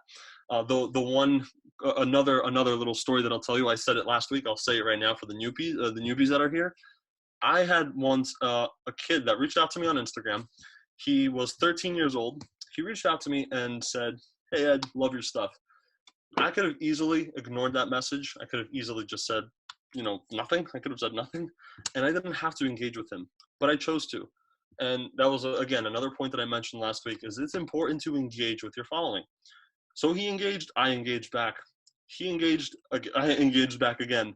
And then he said, "It's funny that you're doing all this stuff. I really love it, and thanks for reaching out. By the way, my father is a contractor and he just built 7 homes. Would love to list them."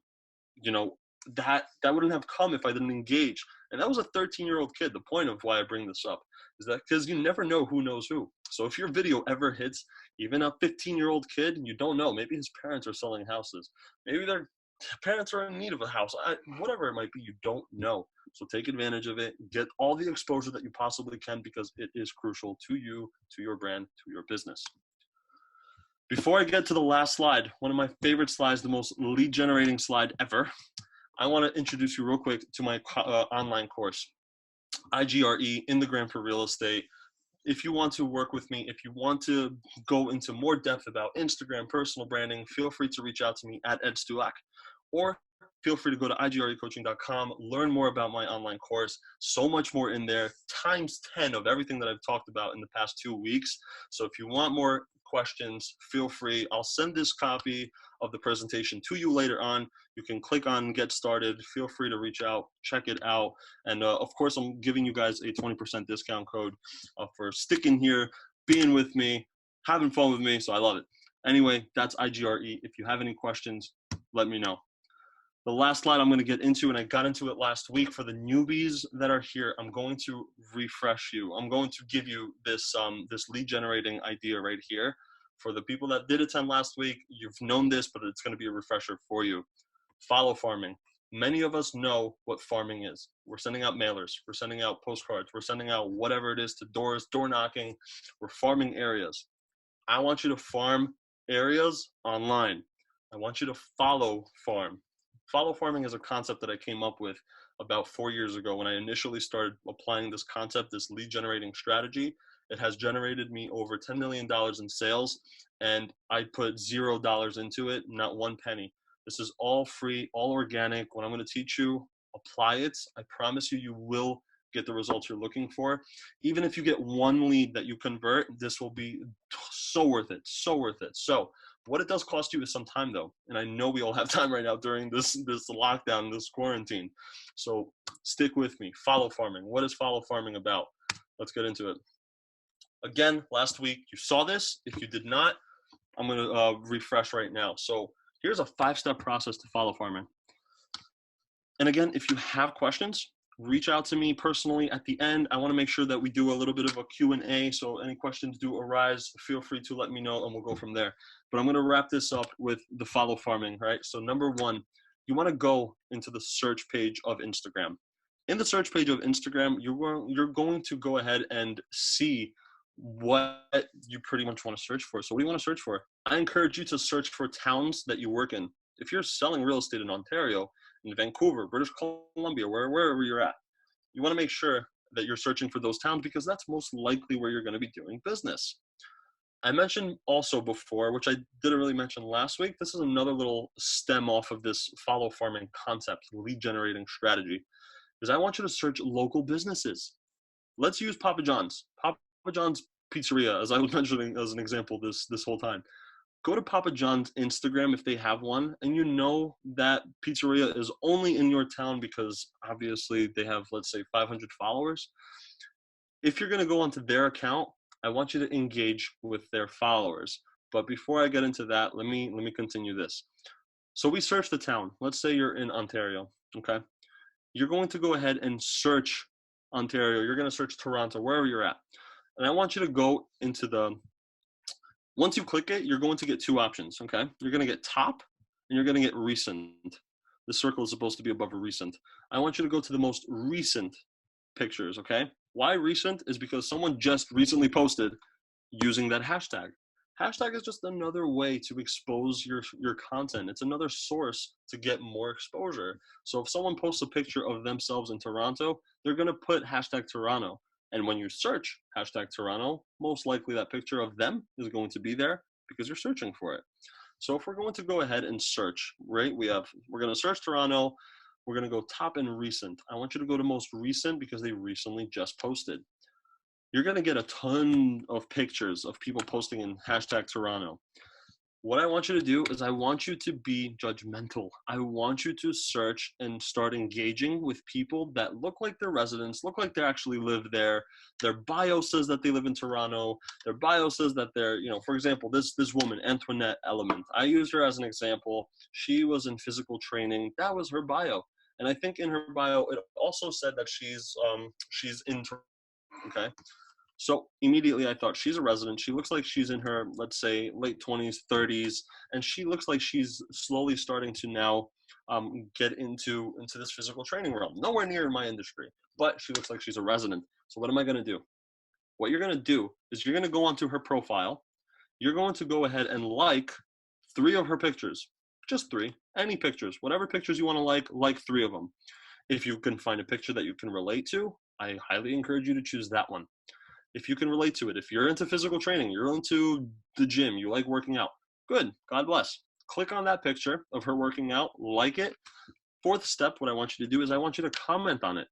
I want you to leave a genuine comment. I want you to say, hey, Antoinette, that's awesome. I did that workout the other day, completely drained myself. I'm super tired. Awesome picture. Whatever it is, right? Make it engaging. Make it so engaging that she knows that, number one, you're not just an automatic message that is coming into her page, just randomly commenting. Because I know some of us get those random messages, people trying to spam us, people just saying cool picture, or people trying to sell us their Forex trading or whatever it is, currency, right? We get those people that reach out to us in the random comments. We don't know who they are. And I don't want you to be perceived as that either. So be genuine with your comments. So leave her a comment on one of her pictures where she's working out. Simple, right? Just to show her that you're on her page, not looking to sell, not looking to brand yourself there. Just drop it in with some love. That's all. So you like 3 of her pictures. You comment on one of them. Make it engaging, right? The 4th thing I want you to do, the last thing that I want you to do is I want you to personally message her. I want you to actually message her directly. What you're going to do at the top of her profile, there should be a bar that says message or DM or something of that sort. I want you to click on it and I want you to send her a personal message. This is private. This is just to her. No one else sees it. What I want you to do, instead of texting her, okay, instead of texting her saying, hey, Antoinette, nice page. Hey, Antoinette, pleasure to connect. I want you to do something more. This PowerPoint is about marketing and making yourself like a pro. Market like a pro. What would a pro do? A pro would not just say, thanks for the awesome content or cool page. A pro is going to go to the extent of sending her a personalized custom video or an audio message. At the bottom of this 5th iPhone that you see, there's a little microphone, which I want you to take advantage of. If you are camera shy, you do not like how your makeup looks or your hair is all out of whack, you're still in your PJs, do not do a video. Send her an audio message. And I want you to say, hey, Antoinette, pleasure to connect. Just stumbled upon your page. I love that you're into the whole workout scene. So am I. You know, your content definitely is inspiring. By the way, if you ever need any sort of like real estate needs, or you're looking to buy or sell, or you know someone, I'm here for you. Like whatever I can do, I'm here. You know, keep up the cool work. Thanks for inspiring me. Talk soon. That is it. That is it. That is the message I want you to send. If she's going to get an audio or a video message of you saying that, first of all, she's going to say, who is this person? Why are they sending this to me? Why are they even reaching out to me? I don't know them. But number two, they're going to actually listen to the video or the audio message from beginning to end, from A to Z. They're going to listen to it because no one else does that. I want you to be like no one else. So reach out to her via audio or video message. Just say, hey, what's up? I love your stuff. Thanks for inspiring me. By the way, I'm a realtor. If you need anything, let me know. I'm here for you. Okay? That's what I want you to do. This is the 5-step process to follow farming, very simply put.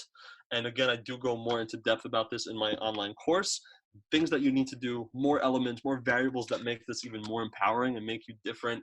That is the important thing of all this, is that this is going to make you different. This is going to what's going to make you stand out. And the stories that I have, the success stories of doing this follow farming concept is endless. Like I mentioned, you know, one of my most recent stories is that I reached out to a lady like this, and same thing. I liked her stuff. I left her a comment, and she left a comment right back, and she said, "Hey Ed, love that you just slid into my profile. It's so funny that you did so. I was talking to my husband the other day, and he's looking to, you know, he was talking about selling. He wants to put the house up for sale. It's a 3-bedroom, 2-bath. We're at the end of a cul-de-sac. You know, we're looking to sell. It's a 1-acre piece of land. You know, what do you think?" That was the message that I got by doing this simple follow farming concept. Why did she immediately know that I was a realtor? Is because when she saw me like her pictures 3 times, when she saw me comment on her picture, when she saw me message her, what is she going to do? She's going to say, who the hell is this guy? Why is he messaging me? Let me check him out. She's going to go onto my digital business card of your page. She's going to do her own intel. She's going to realize that you are in real estate. If you have the steps that I told you about before, having a profile picture, have a good headshot, have a good username, have your full name, occupation, location, what company do you work for, and website. This is your digital business card. I did not need to sell anything to her. She was sold on her own just by visiting my page. She knew I was a realtor right off the bat. This is the same thing with all the others. They reach out to me, they see everything that I'm doing, and I want the same thing for you. This is a very simple process. Once you have the content, once you have a page, once you have a bio that is all set up, I'm telling you right now, all you need to do, invest 20 minutes, 30 minutes a day maximum if you want to, into follow farming. You're in bed, you're waking up, or you're going to bed, follow farm. You're on the toilet, follow farm. You're on the couch, there's a commercial, follow farm. It does not hurt to do so. It's only going to result in good benefits. I promise you that. You could do this with local businesses. As I was mentioning before, right? I told you that if you want to search for that Papa John's Pizzeria, let's say that there's only that one Papa John's Pizzeria. They are in Vancouver. That is the only town that you work in, and that's where you want to follow farm. Go to their page. Go to Papa John's Instagram if they have one, right? You want to research that they do, and if they do, go into their followers and engage with them too. Why?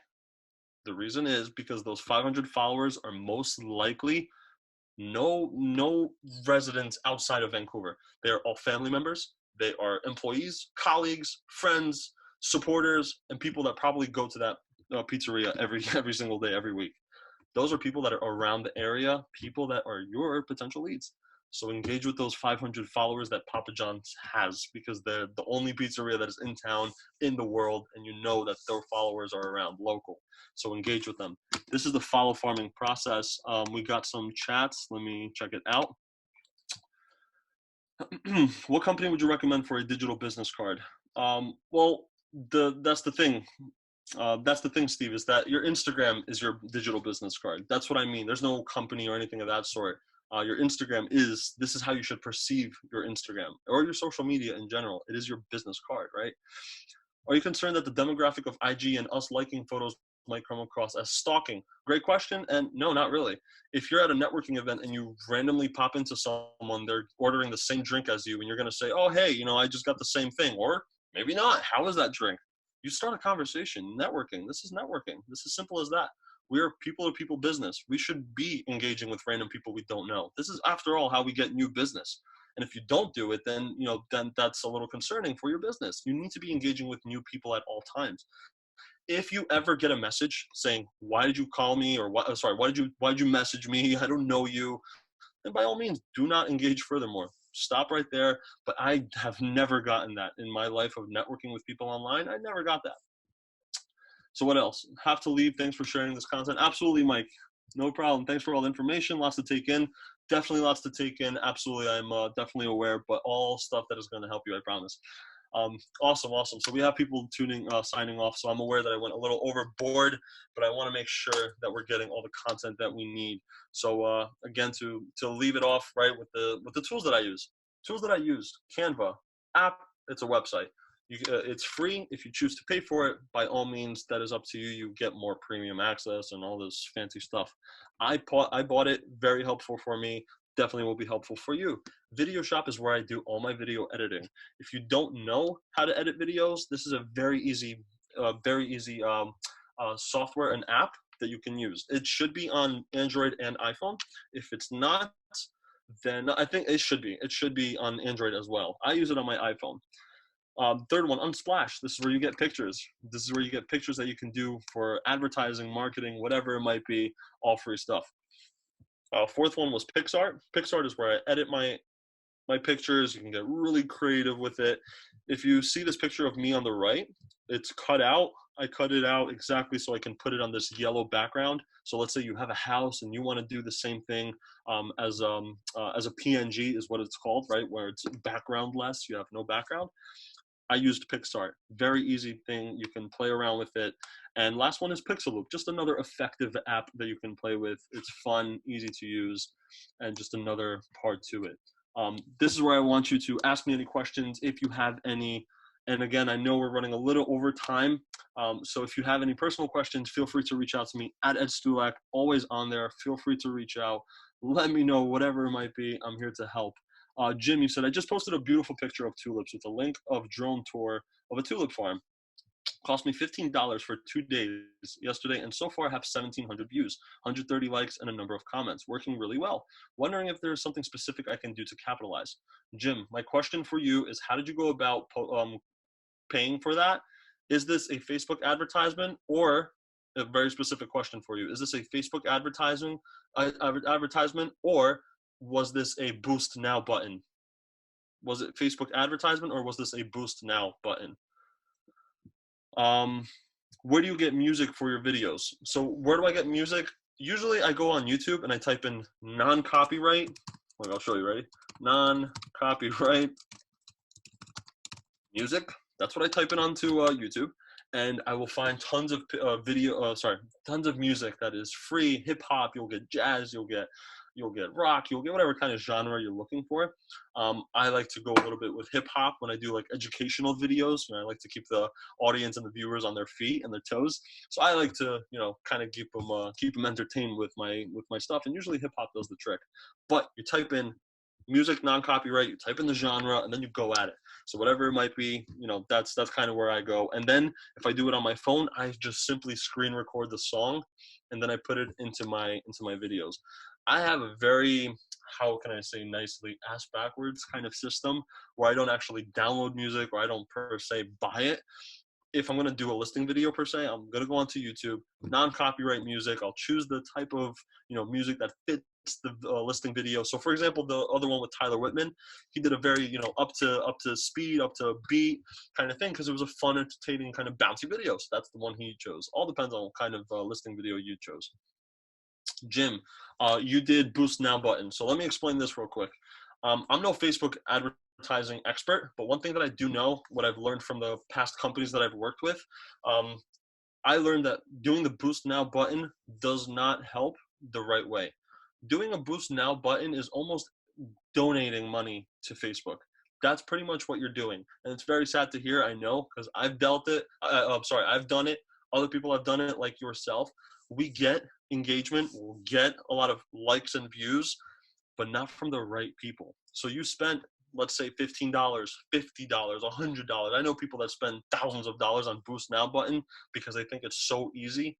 But the famous quote, right? If it's easy, anyone can do it. And there are people that do the same thing. There is an advanced system, which is business.facebook.com. If you go to business.facebook.com, this is where you can actually create a advanced advertisement on Facebook, where you are now targeting demographics, you are targeting people with hobbies and interests, you are targeting people with income, and you can really target people to a very specific T. As I mentioned, I'm no expert in this. However, I have done it a few times, so I know and I have an idea as to how to go about it. I got a few sales just by doing this business.facebook.com. So if you can avoid Boost Now button at all times, do not click Boost Now. Make sure to do, I'm aware that you can do demographic targeting, but it's not as specific as you can within business.facebook.com. So check that out. Hopefully that answers your question. What do you think about paying Google ad? Is this effective? I paid for it once. It was not effective for me, but then again, I cannot tell you my special experience that I did get from it because I only did it once. You got to really invest into something 6+ months to see some sort of benefit. I invested into business.facebook.com. This is, again, the more advanced type of advertising for Facebook. I spent 8 months on there before I actually saw my first lead turn into a sale. But here's the cool thing. I spent barely $100 a month on advertising on Facebook, and I got a lead that actually closed. The first lead that I got, I closed, and that was a $400,000 lead. That was well worth the Facebook business.com investment, So you can get very specific with who you're targeting if you do it that way. As I mentioned, not an expert. I've done it. I had partners that did it for me, so I learned from them. Sometimes Sutton Group. So sometimes when you post more than 3 stories, you get attention, but it causes people to realize they are following you and decide to unfollow. Do you get this reaction ever when you do a bunch of stories? Yes, that's a good question. If you do a lot of stories, people will get annoyed. People will say it's not relevant, it's not entertaining, it's too much. I'm constantly getting bombarded with your content. I just don't want to look at it, so I'm going to unfollow you. Or you can mute people's Instagram stories too. But if you're posting constantly something entertaining, something valuable, if you're teaching, there's no reason someone should ever say, I'm going to unfollow them. So you don't want to go too overboard with posting Instagram stories to answer that question. You want to post, let's say, maybe a maximum of 10, 15 Instagram stories a day, and that's already a lot, but you're spreading it out. That's another thing. If you're going to be posting, as I mentioned, the algorithm, right, to really kiss the algorithm and show that you really support it, you nurture it properly, you want to be posting 5 times a day. Spread that out. Post twice in the morning, twice in the afternoon, or twice at night. And now you have it spread out. So when you post now, someone might look at it and then they'll go about their day. 5 minutes from there, you're going to post again. They're going to go on Instagram. They're going to see your stuff again. Okay, great. Then they're going to see it again in the afternoon and on and on. So you want to kind of spread out your Instagram stories, if that makes sense. You don't want to go too much. And if you do, make sure it's entertaining. The last thing you want to do is if you're going to a concert and you're posting 28 videos of the same song or different songs, we've all dealt with it, we've all seen it, and we all hate it. I can't imagine any of us looking at the same concert, same video over and over and over again. It gets annoying. You don't want to be that person. So make sure when you post Instagram stories, not too much, straight to the point, very informative. Also, is there a way to block comments or questions on Instagram Live? That's right. Someone asked that before. Yes, I believe there should be. But then again, at the end of the day, honestly, I don't really have time to be blocking any comments. I'll get dirty comments sometimes. Trust me, I'll get some, I guess you can call, quote unquote haters. Let them come. Let them be what they do. It's what it is. But if you're constantly getting it, then I understand it'll get annoying. So you just want to block them. Don't even have them as a follower. Block them in general, and then they will not comment on your lives at all. If they're posting irrelevant comments, there's not much you can do. I've had people post very irrelevant comments that have nothing to do with the video, very annoying, very spammy. I have people selling in my lives. It gets annoying. Just work with it, own it. That's the best that I can do. There should be a button where it says, if you click on the comment itself, I think there should be something that says report or mute. So the next time you do a live, experiment with it. I've never done it, but there should be something like that, if that makes sense. Awesome. So again, if you haven't checked out my course yet, please go to igrecoaching.com. I have so much more on there. It's a self-paced course. You can do everything yourself. I have more content in there, times 10 of everything that I talked about today. But feel free, ask me any other questions that you have. And if there are none else, then, by all means, feel free to reach out to me on Instagram at Ed Stulak. I'm very approachable. Ask me whatever it might be. I don't want to leave you in the dark. That's the last thing I want. So let me know what I can do. If you do plan on going ahead with the course, please use the Sutton 20. That is your 20% discount code that I decided designed for you guys. So anything I can do, always here to help. Feel free to reach out to me at Ed Stulak on Instagram. Nicole, thank you. I'm glad you enjoyed this. I hope this was helpful for anyone. If you even took 5% of what I taught today, I'm telling you, you're going to get the results that you're looking for on social media, online. You will definitely reap your rewards that you're looking for. I'll take one more question if anyone has, and then other than that, we'll conclude and we'll go from there. Raheem, thank you so much for this valuable info. Absolutely. Great presentation. Thank you, Dee, so much. Helen, you got it. Thank you, guys. I'm happy that this was helpful. So yes, let me know anything else that I can do. Answer away. Brooke? Thanks. I think that's everyone. Not seeing any more questions, so I think we're good to go. Awesome. And I'm glad we get to see your pretty face today.